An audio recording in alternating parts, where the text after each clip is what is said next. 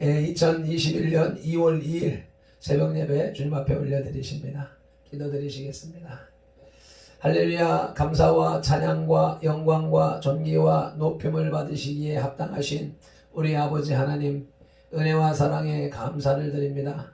오늘도 새로운 한 날을 허락하여 주셔서 이렇게 우리들이 호흡을 하며 깨어날 수 있게 하시고 주님의 존전에 나와 새벽 제단으로 예배하며 주님을 만나고 주님의 말씀을 받고 주님의 뜻을 쫓아 살아가는 시간을 허락하여 주시오매 감사합니다. 오늘도 귀한 말씀 들려주시옵소서. 우리의 영을 살려주시옵소서. 혼을 지각을 살려주시옵소서. 우리의 육신이 살았으니 아버지 몸만 살아있는 그런 짐승과 같은 삶이 아니라 우리의 영과 혼이 살아서 주님의 뜻을 알고 분별하고 따라나가며 주님과 교통하는 주님이 보시는 산 사람이 되게 하옵소서. 오늘도 주님의 은혜를 기대하오며 우리 주 예수님의 이름으로 기도드리옵나이다. 아멘. 사도신경으로 신앙 고백 드리겠습니다. 전능하사 천지를 만드신 하나님 아버지를 내가 믿사오며 그 외아들 우리 주 예수 그리스도를 믿사오니 이는 성령으로 잉태하사 동정녀 마리아에게 나시고 본디오 빌라도에게 고난을 받으사 십자가에 못 박혀 죽으시고 장사한 지 사흘 만에 죽은 자 가운데서 다시 살아나시며 하늘에 오르사 전능하신 하나님 우편에 앉아 계시다가 전이로서 산자와 죽은 자를 심판하러 오시리라. 성령을 믿사오며 거룩한 공회와 성도가 서로 교통하는 것과 죄를 사하여 주시는 것과 몸이 다시 사는 것과 영원히 사는 것을 믿사옵나이다. 아멘. 오늘의 찬송 내가 매일 기쁘게 찬송 올려드리겠습니다.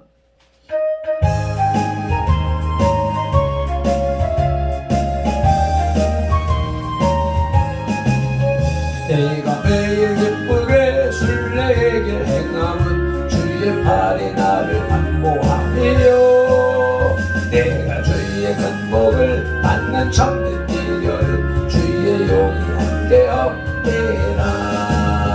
성령의 계시네 할렐루야 함께하시네.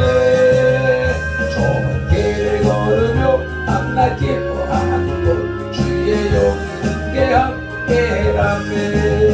천대죄에 빠져서 평안함이 없을 때 예수 십자가의 목로 힘입어 그 발 아래 엎드려 참된 평화 얻음은 주의 용이 함께함이라. 성령의 계시네 할렐루야 함께하시네. 좁은 길을 걸으며 밤낮 기뻐하는 곳 주의 용이 함께함이라. 나와 동행하시고 오는 염려하시니 나는 주께새와 같이 기쁘다. 내가 기쁜 마음으로 주의 뜻을 행함은 주의 영이 함께함이라. 성령의 계시네 할렐루야 함께하시네. 좁은 길을 걸으며 밤낮 기뻐하는 곳 주의 영이 함께함이라. 세상 모든 욕망과 나의 모든 정욕은 십자가에 이미 못을 막았네. 모든 마음이 지나고 무거운 짐 벗으니 주의 용이 함께함이라. 성령의 계시네 할렐루야 함께하시네. 좁은 길을 걸으며 밤낮 기뻐하는 곳 주의 용이 함께함이라.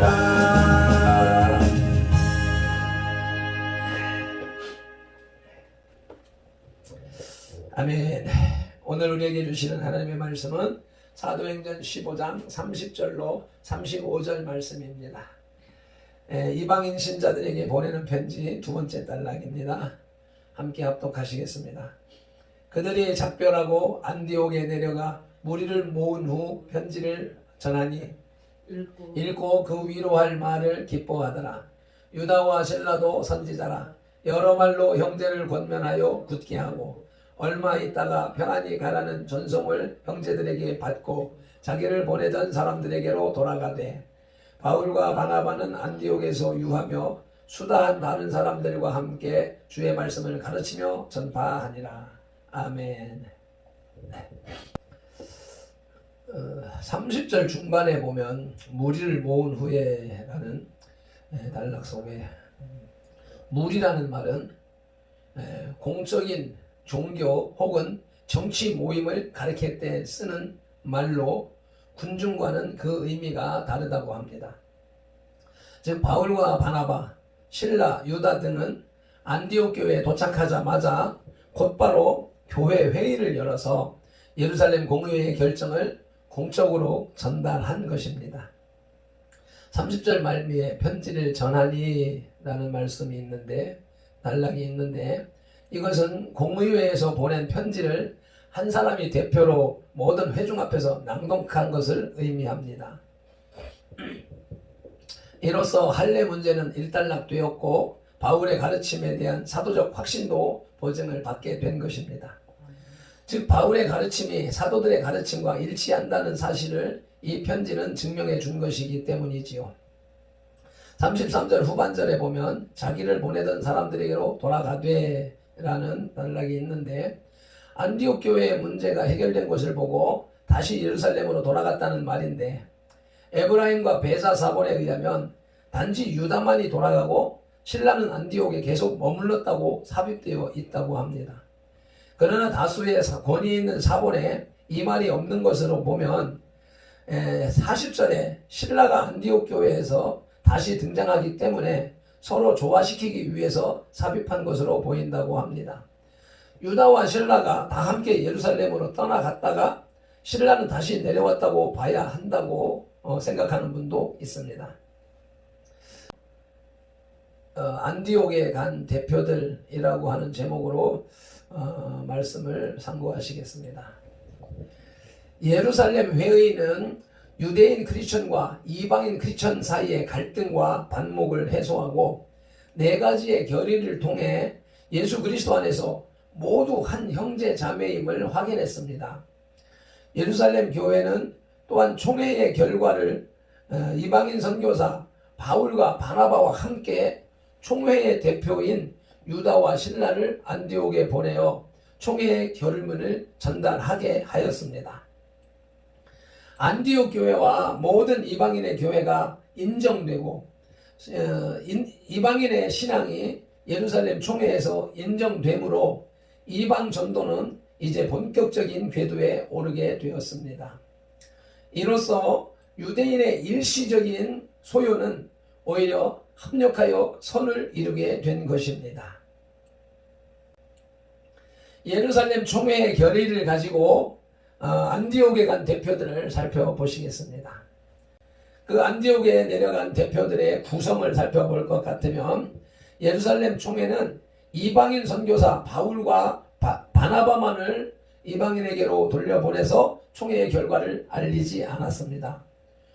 총회의 공식 대표인 유다와 신라를 함께 파견한 것입니다.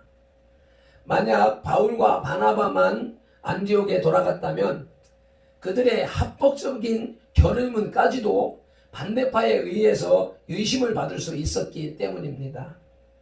이런 의미에서 유다와 신라는 공식 사절이요 결의문의 진실성을 보증하는 보증인들이었습니다.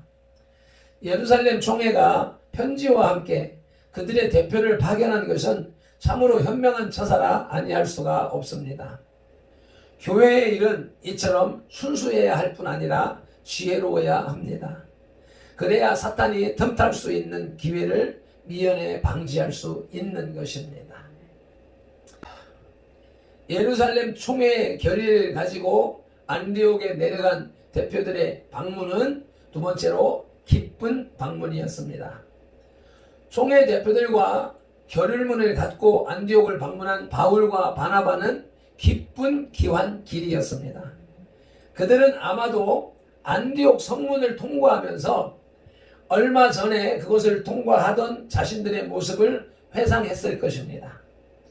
그 문은 사도행전 13장 14절로 52절에서 처음 안디옥에 가서 예수 그리스도의 복음을 증거하다가 유대인들의 선동과 핍박에 의해 초라하게 쫓겨가며 통과하던 바로 그 성문입니다. 또한 사도행전 14장 21절로 28절에서 제1차 전도 여행을 마치면서 다시 귀환할 때에 지나갔던 문이기도 합니다. 자신을 핍박하던 자들이 있는 안디옥을 향해 초신자들을 격려하고 돌보기 위해 담대하게 귀환했던 자신들의 모습을 회상하며 아마도 주님께 감사의 기도를 드렸을 것입니다. 그러나 이번 안디옥 방문은 두려움과 죽음과 핍박의 그림자가 기다리고 있는 그런 방문이 아니라 안디옥 교인들에게 평안을 되찾아 줄 기쁨의 방문이었습니다. 이처럼 정의와 진리를 위해 싸우는 자들에게 하나님께서는 반드시 기쁨을 되찾아 주십니다. 대표들이 전하게 된 서신은 교회의 자유헌장이었습니다. 유대주의 기독교인들에 의해 모세의 율법에 얽매인 안디옥 교회 교인들을 풀어줄 그리스도의 복음의 철장 권세였습니다. 곧 우상의 제물과 피에 목매어 죽인 것과 음행을 금하는 것 외에는 이방인들의 신앙을 제한하지 않는 서신이었습니다. 그러나 유대 제사의식법으로부터의 자유이지 도덕법으로부터의 자유는 아닙니다. 이것에 대한 오해에 의하여서 율법이 폐지되었다라는 사상과 율법을 완성하였다라고 하는 사상이 대립하는 것입니다. 또한 노예적 복음의 멍에로부터의 해방이지 자신을 부인하는 사랑의 봉사로부터의 해방은 아닌 것입니다. 이들에게 허락된 자유와 해방을 이해함에 있어서 이는 반드시 짚고 넘어가야 할 사항인 것입니다. 아멘. 예루살렘 총회의 결의를 가지고 안디옥에 간 대표들이 행한 임무와 성과는 첫째로 안디옥 교회에 기쁨을 주었습니다. 편지를 읽고 듣는 안디옥 교회는 기쁨으로 가득 찼습니다. 바울과 바나바에게서 배운 자신들의 믿음이 바르고 또 자신들의 구원이 무효하지 않음을 알게 된 것은 그들에게 큰 위안이었고 기쁨이었습니다. 이때의 네 가지의 조건, 우상의 제물과 피와 목매어 죽인 것과 음행을 금하는 제어는 그들에게 아무런 고통과 걱정이 되지 않았습니다. 대표들이 행한 임무의 성과 두 번째로는 안디옥 교회에 평안을 주었습니다. 이 서신은 또한 율법의 멍에를 짊어지라는 거짓 교사들의 가르침으로 인하여 다소 흔들리고 혼잡스럽던 안디옥 교인들의 마음에 에베소서 6장 15절의 말씀처럼 평안의 복음에 예비한 것으로 평화를 주었습니다. 대표들이 행한 임무의 성과 세 번째로는 안디옥 교회를 하나로 일치시켰습니다. 유대인 크리스천과 이방인 크리스천을 예루살렘 총회가 하나 되게 했듯이 대표들과 총회의 서신은 안디옥 교회 교인들을 하나로 일치시켰습니다. 바울과 반대파와의 논쟁도 없어졌습니다.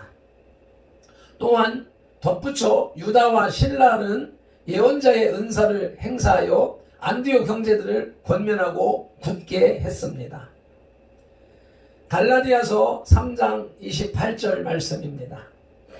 너희는 유대인이나 헬라인이나 종이나 자유자나 남자나 여자 없이 다 그리스도 예수 안에서 하나이니라. 아멘. 이에 대해서 예수님도 말씀하셨습니다. 요한복음 10장 16절입니다. 또 이 우리에 들지 아니한 다른 양들이 내게 있어 내가 인도하여야 할 터이니 저희도 내 음성을 듣고 한 무리가 되어 한 목자에게 있으리라. 아멘. 우리 안에 들어있는 양과 우리 밖에 있는 양을 통하여서 유대인과 이방인도 한 무리가 되어야 한다라고 예수님이 말씀하셨던 것입니다. 세 번째로는 안디옥을 다녀온 바울과 바나바의 청지기적인 자세를 살펴보시겠습니다. 바울과 바나바는 갖은 핍박과 죽음의 위협 속에서 세운 안디옥 교회에 대해서 기득권을 행사하지 않고 자신들만 가르치고 다스릴 것으로 생각하지 않았습니다.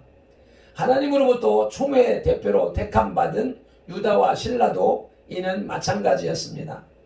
오직 그들은 철저히 청지기의 자세로 목회 사역에 임했던 것입니다. 디도서 1장 5절로부터 보면 장로와 감독의 자격 요건이 나옵니다. 한번 찾아서 보시겠습니다.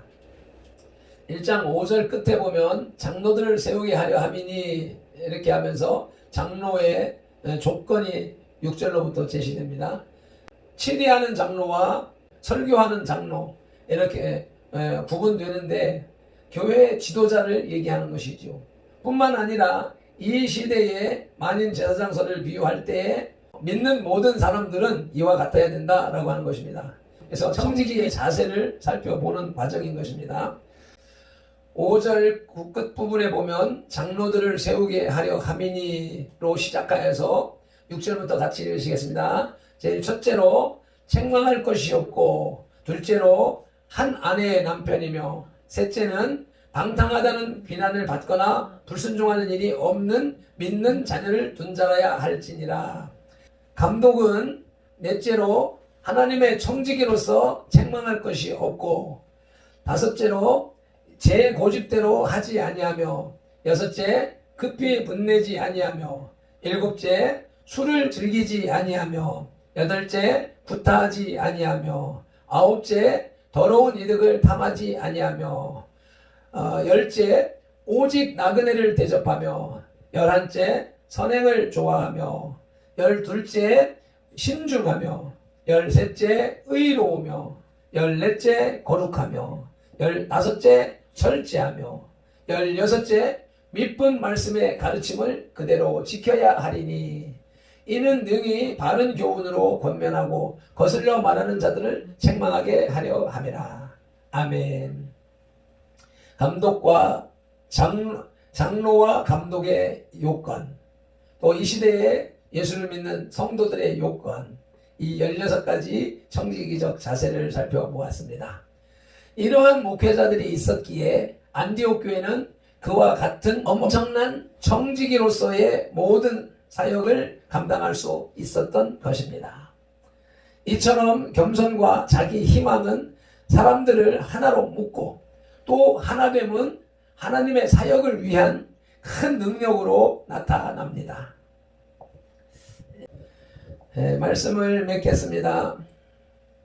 예루살렘 공회의 결정은 곧바로 안디옥 교회에 전달되었고, 모든 이방인 개종자들은 이 결정을 기쁘게 받아들였습니다.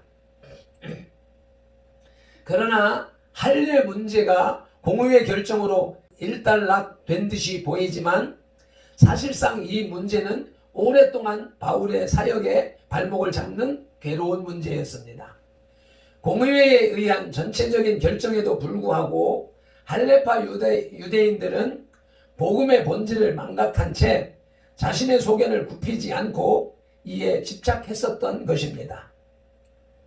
오늘날 현대 교회 안에도 진짜 중요한 것을 잊고서 사소한 문제로 불화를 일으키는 경우가 비일비재합니다.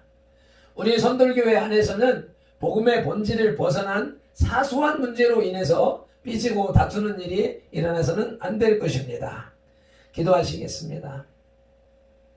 하나님 아버지, 오늘도 귀한 말씀을 통해서 교회의 형성 과정을 알게 하시고, 교회 법의 재정을 알게 하시고, 교회를 이끌어가는 사람들의 자세를 말씀하여 주시오매 감사를 드립니다. 안디옥 교회 안에서 발생한 문제가 예루살렘 총회에까지 회부되는 큰 문제로 대두되어 숱한 어려움과 수고 끝에 총회의 결정문을 가지고 돌아온 바울과 바나바를 보여주시니 감사합니다. 공증인으로 유다와 실라도 보내주시는 총회의 모습을 보여주시니 감사합니다. 지체가 고통당할 때 머리가 그 고통을 더 당하고, 머리가 그 지체의 고통을 해결하기 위해서 더 수고하는 지극히 당연한 이치를 망각하고 왜 나만 겪는 아픔이냐고 우울해하며 무기력에 빠져 있었던 것을 회개합니다. 한국교회의 회복, 선돌교회의 회복의 소식을 전하는 유다와 신라 같은 천사를 보내주시옵소서. 한국교회와 선돌교회의 영성과 지성과 강건함을 선포하는 바울과 바나바 같은 발핀돌이 되게 하옵소서. 화해와 회복의 기쁜 소식을 듣는 선돌교회 공동체가 되게 하옵소서. 안디옥 교회의 예루살렘 총회의 대표를 파송하신 예수님 이름으로 기도드리옵나이다. 아멘. 찬송 올려드리시고 기도로 나가시겠습니다.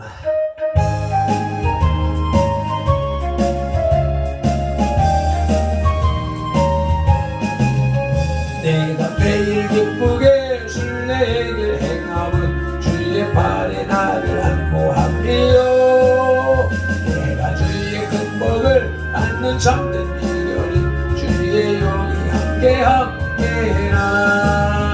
성령의 대신에 할렐루야 함께하시네. 좁은 길을 걸으며 밤낮 기뻐하는 것 주의 영이 함께함이라. 전죄에 빠져서 변함이 없을 때 예수 십자가의 공로 힘입어 그 발 아래 엎드려 참된 평화 얻음은 주의 영이 함께함이라네. 성령의 계시네 할렐루야 함께하시네. 좁은 길 걸으며 밤낮 기뻐하는 곳 주의 영이 함께함이라.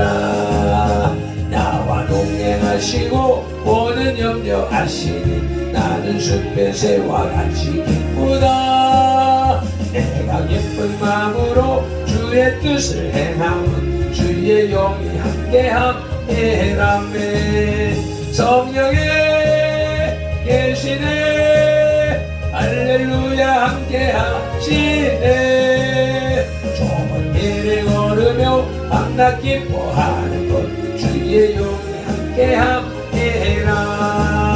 세상 모든 욕망과 나의 모든 정욕은 십자가에 이미 못을 박았네. 어느 밤이 지나고 무거운 짐 못 쓰니 주의 영이 함께함이라네. 성령의 계시네 할렐루야 함께하시네. 좁은 길을 걸으며 밤낮 기뻐하는 것 주의 영이 함께함이라. 성령의 계시네 할렐루야 함께하시네. 좁은 길을 걸으며 밤낮 기뻐하는 것 주의 영이 함께함이라. 성령의 계시네 할렐루야 함께하시네. 좁은 길을 걸으며 밤낮 기뻐하는 것 주의 영이 함께함이라. 아멘 아멘. 우리 다같이 주여 삼창하며 기도로 나가시겠습니다. 주여